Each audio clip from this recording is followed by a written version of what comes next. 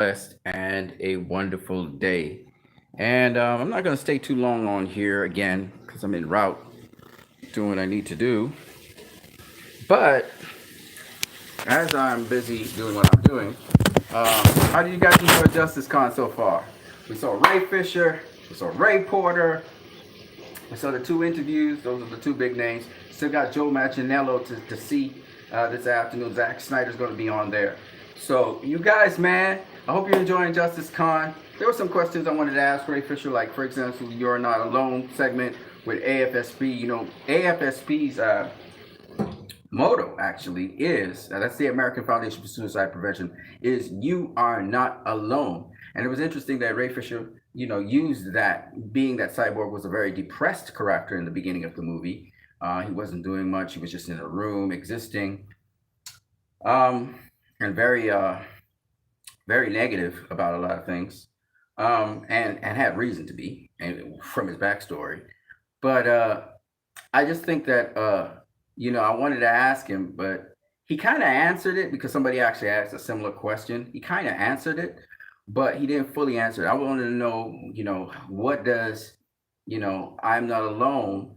What did that mean to him in the context of American Foundation for Suicide Prevention? Because I do think while we're talking about people who are isolated or feel alone or are suffering, and he kind of generally spoke about that. People who are suicidal or people who are very, very depressed, like they have, a lot of people have depression problems, anxiety disorders, etc. Those particular people, the people with the mental disorders or what we call emotional disorders, I like to call them emotional disorders.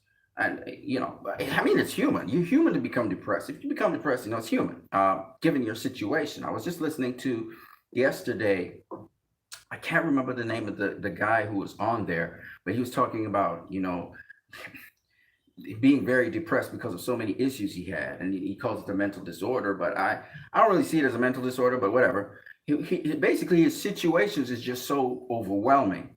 One, he's coming to grips with himself that he's bisexual, or he's not bisexual, but he's got a problem. Like he thinks he has a problem, in that he as a person doesn't seem as it fits in one way or the other, and coming to terms with that because of his family and their values, and then on top of that, coming to terms with what is his purpose in the world, coming to terms with being bullied, coming to terms with the complexity of being somebody who thinks differently to everybody else. And because of that, is given to depression and suicide, and tried to take his own life. So I'm just saying that, and I myself personally had never thought I would, but I came to the point where I wanted to take my own life as well. So I mean, it happens. It happens. And do you have to have a mental disorder? Do you have to have a mental condition to want to take your life? Well, maybe, but there are situations that drive you into those mindsets and those thinking. Um, and it generally has to do with your emotions, right? Um, but be that as it may, I wanted to hear what Ray Fisher had to say respect to AFSP, the American Foundation for Suicide Prevention, because he literally quoted the line, their motto. He literally quoted their motto, um, by what he said when he was dealing with the mother boxes. And so I just really wanted to hear from him specifically on that particular take. I know it has a broad, sweeping take, and you can look at it in different situations, whether it's the others, whether it's the striving, whether it's just being different in the world and find out there are others like you. I know that phrase has been used a lot. I've used it a lot in my songs and stuff. But I just wanted to hear what he had to say about that. But you guys can go ahead, put up on the feed right now about I'm 4 minutes in. You can put on your feed about what do you think about Justice Khan. I think it's awesome. Once again, Justice Khan, excellent. Justice Khan can't always be watching Justice Khan. I'm doing things while I'm listening to the Justice Khan. I type in a little something and I keep on going ahead doing what I'm doing, but it's awesome. And I like the fact that you're getting more input from people who are not necessarily, because a lot of people sometimes ask questions that I feel are like, they don't feel authentic. They feel like coached questions or questions that they selected. And I think that the average person should be able to ask their questions to an actor or whoever, and just, I like settings where the real people in the world are speaking. And I think that's something that justice kind of allows to some degree. There's still these certain people that rise up through the ranks and they kind of get to do the official stuff. And it's cool. I mean, every now and then you see like a normal person, like a person in there. And you can tell that some of the other people are kind of more rehearsed in what they're doing and they have their programs down packed. And it's all good. I'm just saying, I want to hear from the guy on the street. I want to hear from the normal person who's using YouTube and decided to use it as a channel to spread with other people. I like that. Organic, just the fans, or the audience, or whoever. You don't even have to be a fan. Anyways, Justice Comes been good. I'm going to check. Oh, nobody's really viewing it. It doesn't really matter right now. I got to keep rolling this video because I got to go and do some other things. So here's what. I want to talk to you guys about Steppenwolf. I want to talk to you guys about Steppenwolf because to me, Steppenwolf is a very similar character to General Zod. But he's got a couple other things going on that makes his situation a little bit more desperate, and also at the same time, it makes his situation unique to him. So let's put this in perspective. Steppenwolf comes from Apocalypse, right? From the New Gods little leaks of the script that we know from Aaron Michael. You guys don't know who Aaron Michael is. He's a screenwriter, he's a script writer, and pretty good, man, at what he does. He's from actually the Northwest, from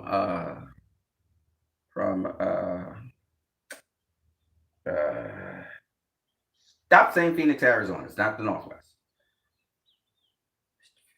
Washington State, Seattle. He's from Seattle area, right? So I was trying to remember what it was. Right. And what's so cool about this is, oh man, it's very organic up in here. All kinds of things can happen. So anyway, I just stopped washing what I was doing. I need to finish washing these weirds here, but also known as dishes.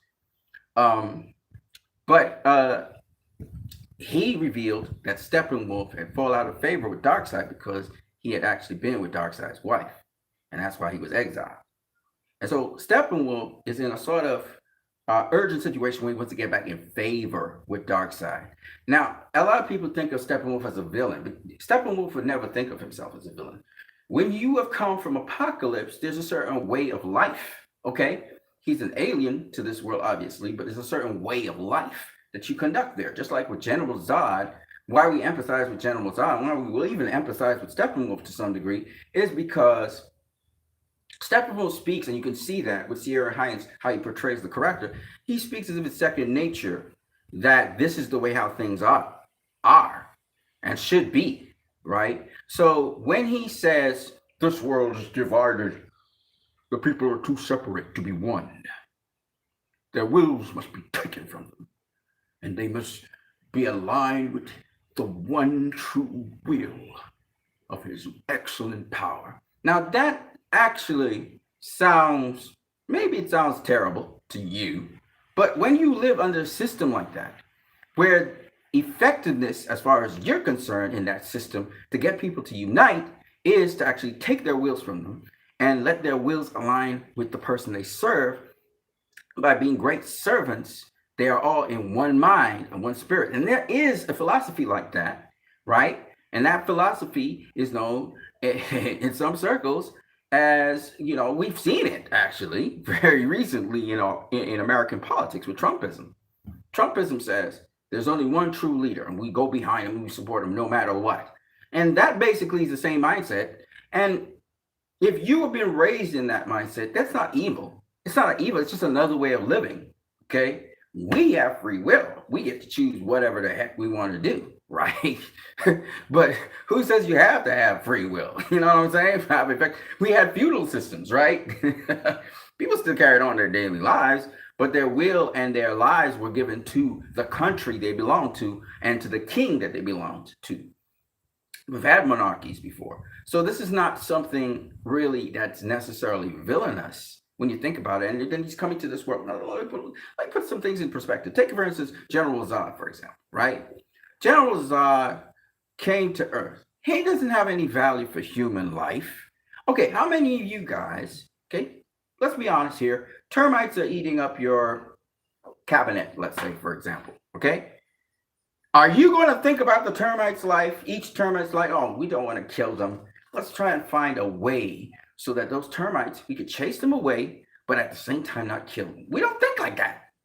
They're pests, right? And we get rid of them, right? Cockroaches. What has the cockroach ever done to you? It just exists. And just because a cockroach exists, we say, oh, it can spread diseases, and therefore we kill a cockroach, right? So in the same way, General Zod sees humans as an obstacle, a pest to him possessing Earth and having Krypton. He wants to have Krypton once again. He doesn't value human life. Superman values human life because he was raised as a human. But for General Zod, he's not seeing it that way, okay? And you have to understand that. It's not necessarily, we don't see cockroaches the same way we see other human beings. We value human life above those other lives. Not right, necessarily, but that's the way how it is. And so if General Zod was thinking of a human like a cockroach or a rat or a pest or something that, okay, it's not necessarily doing me any harm, but it's in my way of having construction. We build housing projects in the middle of forests and stuff, don't we? And we kill out all the animals and we chase them all away and we burn, destroy their places where they live and we displace them. Okay, we've seen human beings do that to human beings. We've seen invasions of countries and raping of people, killing people, and then pillaging them and then reestablishing new establishments. We see it up to this present day. The lack of value for certain human lives, hence Black Lives Matter, right? Something, I wanted to say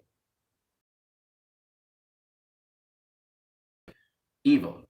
You know, it was one lady walked up to Michael Shannon and said, you play Steppenwolf, right? And she was like, yeah.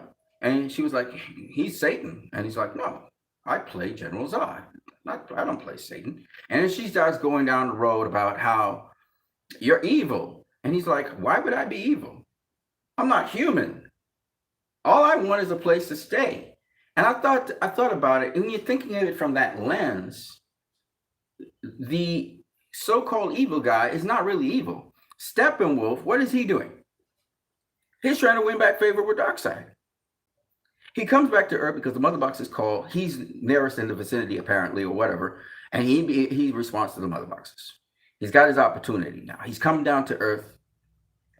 He notifies Desaad back at Apocalypse. Desaad is like, have you finished the conquest? And he's like, no, but I have found one of the 3 mother boxes. Right? He's grand. You listen to Steppenwolf and you can see he was a grand warrior. You could see that he was a general. You could see how he step by step dissects a situation, analyzes it like a general, and then he proceeds. And he gives his breakdown. He's not a guy who's really into lying and all of that stuff. He's into analyzing, getting what needs to be done, and then we proceed after that, right? And you can see, even when he's stonewalled by Desaad, and he says, "You owe the Great One 50,000 worlds," right? And what does Steppenwolf say? He doesn't even engage him. He's like, "This world shall be taken. The people are too separate to be one." And he starts to analyze it, break it down, dissect it, right? So when you think about it, he says with the queen, he's addressing the queen. He says, "Noble queen, you can't save them. You can't save anyone. The great darkness has come." And he snaps the arrow in half, right? He's called her noble. You can see he has the attributes of a warrior, the attributes of a general, the attributes, and strategically, he's superior in every single way to them. And so he doesn't stick around.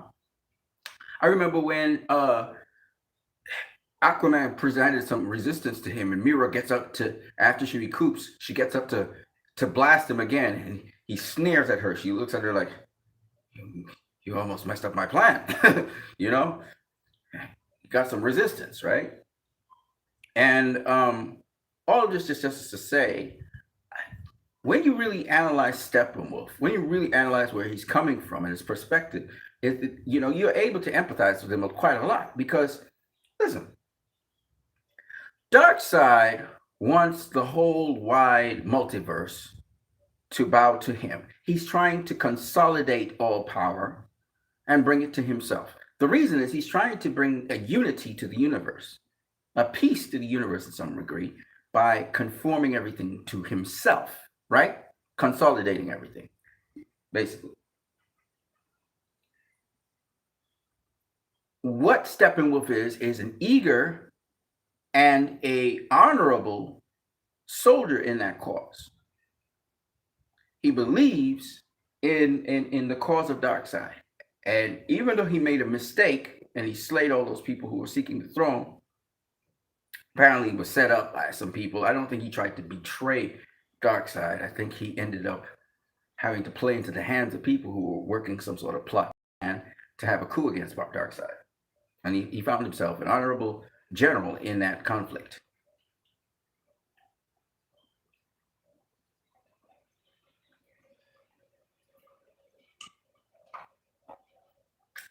And I wouldn't be surprised if the high priest Desaad had something to do with that. Because Desaad looks like he's really tricky and sneaky and everything. But the only way for us to really truly know is to get a New Gods movie, right? And so hashtag Restore the Snyderverse will tell us more about that. In time, we should be able to get that New Gods movie. There's another thing I want to say. Because the hashtag really works. And it's gotten attention. We've seen AT&T got their attention.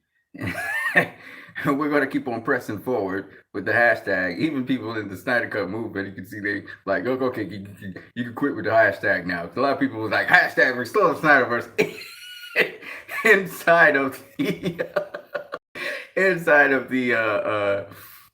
Justice Con, which I thought was pretty good too. It's like people just was straight up just wanted to use the hashtag, and I like it because it's a catchy hashtag. Everybody's actually using it now, and I think that they should use it even more. To be honest with you, because once it's entertainment, use the hashtag. Hear me out first. It's all fun in a way. The hashtag represents, obviously it's continue the Snyderverse. It really should be the hashtag because it's never been stopped really. But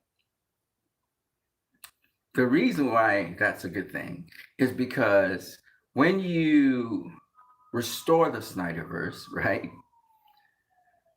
and keep on pushing that in front of people's faces, they're going to get tired. You're going to wear them down just using the hashtag on them. It's such a trend. And it only gathers momentum more and more and more. So some people are like, man, you need to stop using that hashtag. It's annoying and whatever. It's wearing at the person who you're targeting psyche. For me, it's hilarious because we're just having fun. We're just having fun using the hashtag all over the place. Now, I've been suspended from Twitter for using the hashtag, which is really ironic because, honestly speaking, it was somebody who didn't like me who reported me for using the hashtag, which, again, using a hashtag is not being a bot and spamming down the place, right? Obviously, I have a brain, I have a mind, but it's as if you're preaching it's almost like what Donald Trump does, actually. He repeats a phrase over and over and over again. And once you repeat something over and over again, it starts to burn into the psyche of all the people around you. That's how we got the really Snyder Cut movement. That's part of it. The hashtag movement worked, okay? And I would suggest to each and every one of you guys to just keep on raining down the hashtag movement in every single social media circle, because hashtags work in social media circles. Don't just leave it to Twitter. Put it on Facebook, put it on YouTube, put it on Twitch. Just let the hashtag go. Restore the Snyderverse. And I love the coordinated events that have happened on the internet, and even though I'm still reconnecting with a lot of people in the movement at this point in time, and there's just two people I just really would like to hear from. Fiona Zhang, I want to know what's going on with her, and also hope she comes back. Jay Rohr came back because he saw the Snyderverse is coming back. So Jay Rohr started coming around because he's getting more interest back into DC films, which is great. It's good to see J Roar back again. And also, I forgot what her name is, but I miss her a lot, and I hope she comes back. Is I know she got married and all of that, but still, I hope she comes back. And she's a cosplayer. I haven't seen her in a long time, but I hope she comes back. Itzmo. I hope Itzmo comes back. Really, I really miss Itzmo, and I hope she comes back into the social media circles. She got drummed, and people were just so hateful towards her, and she left. After that, because she was dealing with Black Lives Matter stuff, and she left. And I really hope I see her somewhere, to let her know that I really appreciated what she was doing and what she was shining in the social media circles. And I hope she gets back into social media. I hope so. I really do. I know some people sometimes move on with the rest of their lives, but I hope she comes back into social media because it's really a good thing she was doing, and she's spreading that energy, that goodness, all over the place. And I miss her particularly spreading that energy. I used to come there just to hear her talk on things, and I don't really care how people interface with me anymore. It's the energy that needs to be there because you see, you have to understand you can't take everything personal in life. So anyway, Steppenwolf, what do you guys think? Leave your comments in the comment section down below about Steppenwolf. Do you really think he was a bad guy and he was seeking to do evil and he liked doing evil? Or do you think he was doing what he believed in and what he was convinced about, and he was following up with that as a good, true, honorable general? You guys leave that in the comment section below. Obviously, he wanted to get the praise from the great one, Dark Side. And I'm going to catch you guys later. Peace.